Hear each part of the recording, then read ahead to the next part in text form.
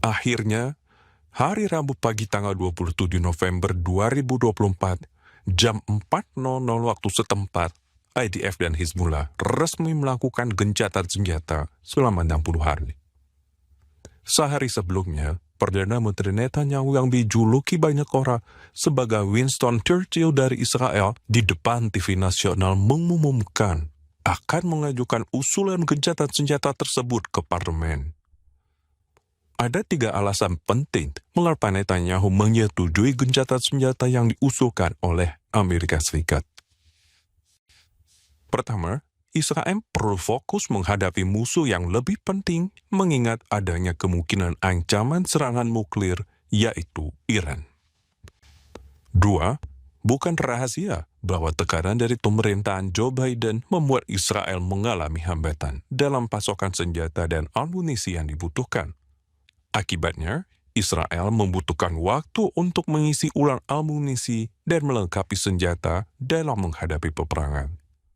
Selain itu, tentara IDF juga memerlukan waktu untuk memulihkan kekuatan setelah menjalani pertempuran berat di 2 front dari keseluruhan 7 front yang dihadapi Israel. 3. Gencatan senjata dengan Hizbullah akan mengisolasi Hamas yang selama ini berkoordinasi dengan Hizbullah. Di Gaza, sekarang Hamas terpaksa harus berjuang sendiri sehingga akan lebih mudah untuk dikalahkan dan sandera bisa segera dibebaskan. Sebagian orang menolak rencana tersebut karena menganggapnya terlalu dini. Menurut mereka, IDF sedang dalam posisi ofensif yang menguntungkan dan Hizbullah sudah babak belur. Seharusnya IDF meneruskan tekanannya untuk menghabisi Hizbullah seperti mereka menghabisi Hamas di Gaza. Sebagian lagi setuju dengan gencatan senjata 60 hari tersebut. Menurut mereka ini strategi yang tepat untuk meraih kemenangan yang besar dengan resiko yang lebih kecil, yaitu dapat kembali melanjutkan peperangan setelah gencatan senjata berakhir ketika Donald Trump resmi menjadi Presiden Amerika Serikat.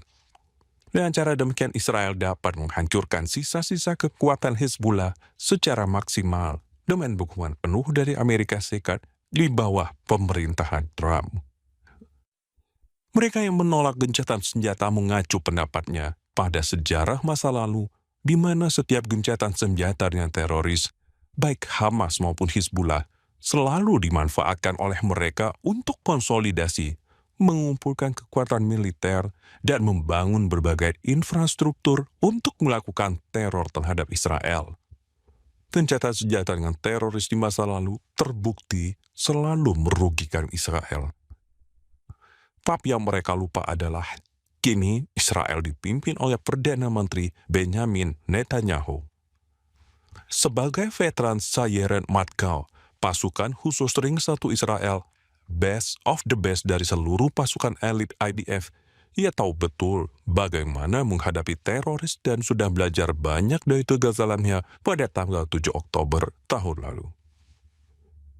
Sebenarnya pilihan Netanyahu bukanlah antara meneruskan serangan terhadap Hizbullah atau gencatan senjata, tapi antara mengikuti gencatan senjata usulan Amerika Serikat atau dipaksa untuk melakukan gencatan senjata oleh resolusi Dewan Keamanan PBB.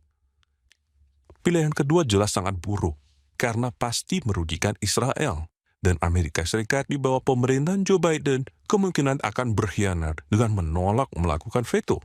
Sama seperti yang pernah dilakukan pemerintahan Obama tahun 2016 di akhir pemerintahannya. Dengan alasan itu, maka Netanyahu memilih untuk setuju pada gencatan senjata usulan Amerika Serikat. Ini kejeniusan Netanyahu.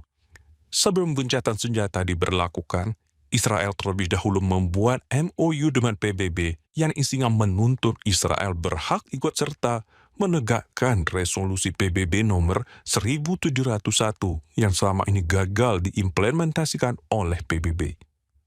Malah pasukan UNIFIL sudah terbukti berkolaborasi dengan Hizbullah untuk membangun kekuatan teror mereka melawan Israel. PBB yang terpojok mau tidak mau menyetujui memorandum ini. Berdasarkan MOU dengan PBB, Israel bernegosiasi dengan Amerika Serikat untuk menekan Libanon agar Israel berhak mengawasi langsung penegakan resolusi 1701 yang isinya antara lain memastikan Hizbullah berada di utara Sungai Litani dan tidak diperkenankan memiliki senjata yang membahayakan Israel. Jika diketahui Hizbullah berupaya membangun kekuatan bersenjata, membangun infrastruktur teror, atau melakukan gerakan ofensif yang dipandang mengancam keamanan Israel, maka IDF berhak masuk ke wilayah Libanon untuk menyerang mereka tanpa perlu konsultasi apapun dengan Libanon. Israel juga selama 60 hari berhak tetap berada di wilayah Libanon yang sudah didudukinya dan melakukan pengintaian melalui drone maupun pesawat tempur untuk memastikan penegakan resolusi 1701. Key is enforcement. That's where these agreements have fallen in the past, enforcement. We will respond forcefully to any violation. With the US's full understanding, Israel maintains full freedom of military action.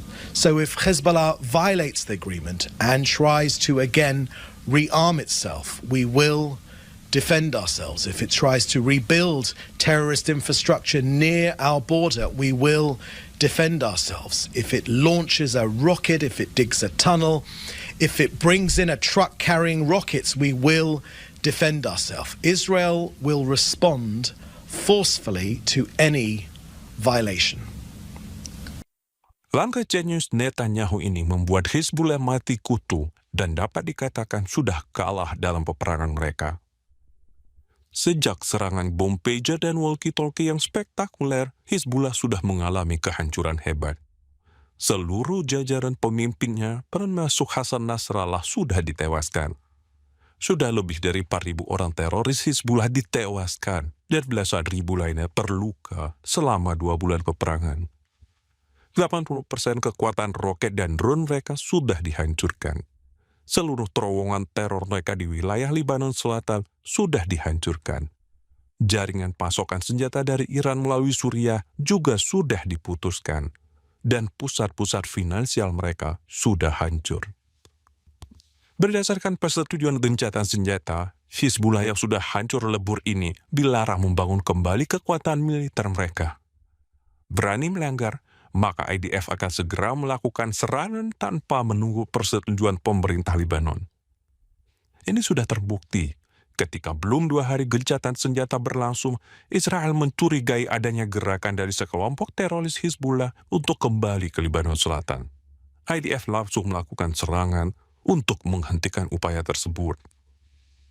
Jadi selama 60 hari gencatan senjata, Hizbullah praktis tidak dapat melakukan apapun selain meratapi kebodohan dan nasib buruk mereka. Selanjutnya, jika setelah gencatan senjata 60 hari berakhir, Hizbullah nekat kembali membangun kekuatan dan menyerang Israel, maka IDF akan melancarkan serangan dengan kekuatan penuh yang didukung oleh pasokan senjata dan dukungan politik yang maksimal dari pemerintahan Amerika Serikat di bawah Donald Trump yang sangat bersahabat dengan Israel. Jadi kesimpulannya, gencatan senjata ini adalah kemenangan besar untuk Israel karena ancaman teror dari Hizbullah sudah berakhir dan selanjutnya penduduk Israel di bagian utara sudah bisa kembali ke kota-kota mereka.